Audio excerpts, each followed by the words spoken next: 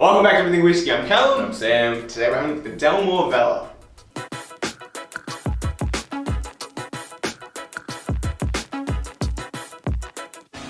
Alright, so we're doing the Valour today. I don't know, Dalmore's kind of one that's like hit or miss with a lot of people. Not really because like people dislike the flavour, but because it's got kind of a controversial name for it with the fact that they are not budget at all and they do definitely add E150 food colouring. Yeah. And that can set bad taste in people's mouth. But basically, long story short, it's a good whiskey. Generally, like quality-wise, they do a good job. Yeah. Well, I mean, we've only had the Valour.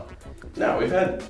Well, I've only had the Valour. I've had two others. I've had the cigar malt and I really want to get the cigar malt. We can buy it. Because we've got cigars. For some reason it's very available in Australia. I don't know why. Even though it's like on everyone's wish list, it's like pretty easy to come by. It's not cheap, but it's still like there.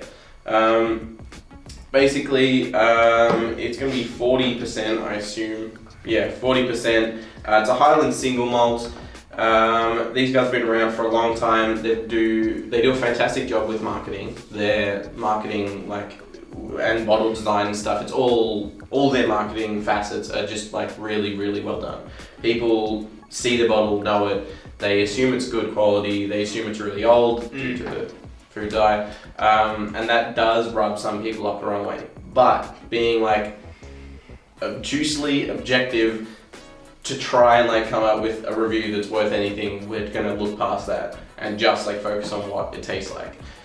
The Valour specifically comes in only 1 litre bottles, is around what, $240 a bottle, and it's a travel exclusive. I don't even know what the deal with it is now, but that's how it was when we got it. It's been sitting there for a while. 2.5, 3 years ago. Yeah.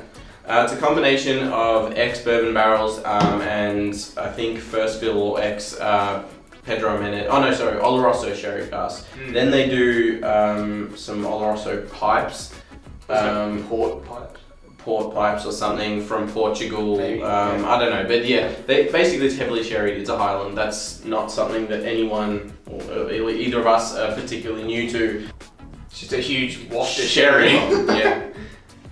The malt is there though. It's like a crumbly tart. It's like a what kind of tart? Like I don't know. Like it's like a raspberry. See, I'm getting like some fresh fruits as well. So like apple and I'm thinking like slow cooked apple with like a raspberry crumble. Yeah. With like you get the oats and the cinnamon, brown sugar, and it's got the crumbly, crispy crust, something like that. Yeah. But there's also like heavy raisin, prune. Yeah. Plum notes in there. Like it's not subtle at all. It's very dark. It's very dark. It's very sherry. The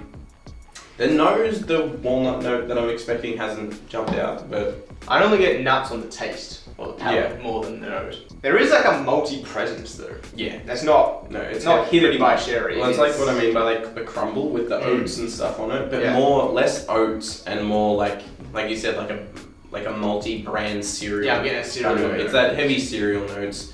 It's like, as we said before, consistent with all like Highland malts, especially sherry ones, where it's like cereal ad, a generic cereal ad, that like healthy cereal ad, where it's like heavy, brand fibrous, cereal, and then they sprinkle the raisins on there, and then like some honey and stuff. Yeah. Like it's always like very similar to that. It's like in my mind, I always picture that.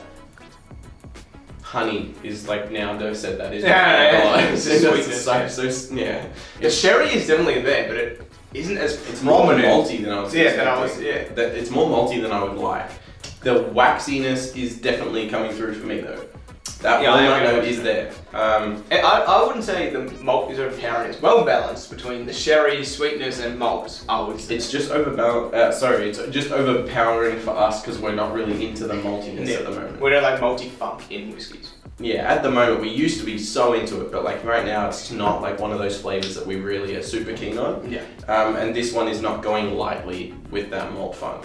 But I mean, it is helped with the sweetness and sherry. Yeah. It's the exact same description as before, like the cereal with the raisins and then the honey, except there's also some of the like, smashed up nuts and stuff sprinkled on top as well. It's like a healthy cereal bowl. I'm getting brown sugar now on the nose. Oh yeah, it smells a bit more like toffee-like actually. Toasted. toasted toffee. I like this, but again, it's just not what I'm like when I feel like a whiskey these days. It's not this, and it's not Naked Grouse, and it's not Macallan, and it's just none of those Highland single malts. They're just not what I feel like when I feel like whiskey these days. I appreciate the sherry in these whiskies. I don't appreciate the malt that comes through. Yeah. For me, when you consider the price, $2.30 plus it's a travel exclusive, even if you can even get it anymore, it's for me. This is not worth it. And I have had the cigar malt, and it is I was about to say objectively, so it's very subjectively better than this. It's more sherried. It's way more complex with some really cool, like dark kind of tobacco notes in it. We need to get it. I want to try it. It's very, very good. How much is it? 200-ish? Maybe 250. Or I can't remember. But either way, that's the problem with Dalmore. Yeah, it does vary. And I've heard so many weird things about it, like becoming, like they've cancelled it again or something like that. But they've done that before and it came back, so I have no idea. But yeah, I think this is a good whiskey, but it's just not, if you're in the same place as us, palate-wise, preference-wise, it's not going to be worth it. And it's not going to be what you reach for. But if anyone pours it, you're still going to be happy with it. It's just not what we're kind of going towards these days. I'd say this would be one of the best Highlands we own. It's in the top 10. It'd be alongside it's a nice kind of stuff. Yeah. Again, they're all just like very sherry easygoing, malts, highly sherried malts, and that's good.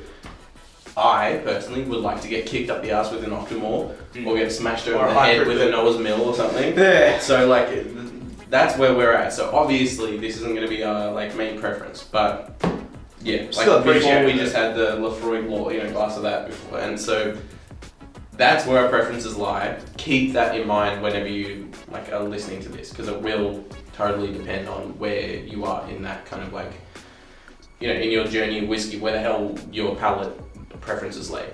And I think that's the main part. But for us, good whiskey.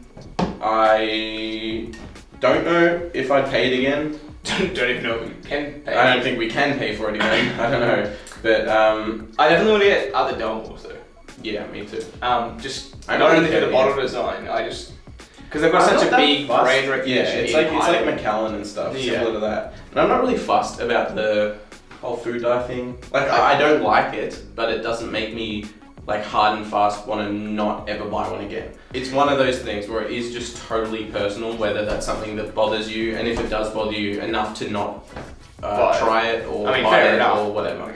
But yeah, so let us know your opinions on the whole food colouring thing. It's pretty clear where we stand. We don't like it, but we're still going to be objective when we taste it, and it's not going to help. It's not going to skew our opinion on if we love it or not. If we love it, then we love it. We're not going to just not buy it because there's food dye. But let us know your opinion on it. Let us know your opinion on the Valour if you've tried it. Let us know if there's some other Dalmores we should get before the cigar malt that might be a little bit more, a little bit softer of a blow to the bank account. Because none of them are cheap, especially the cigar malt. But yeah, if you enjoyed this episode of Everything Whiskey, leave us a like. We'll see future episodes from us. Maybe consider hitting that subscribe button. If you do, see you next one. Cheers.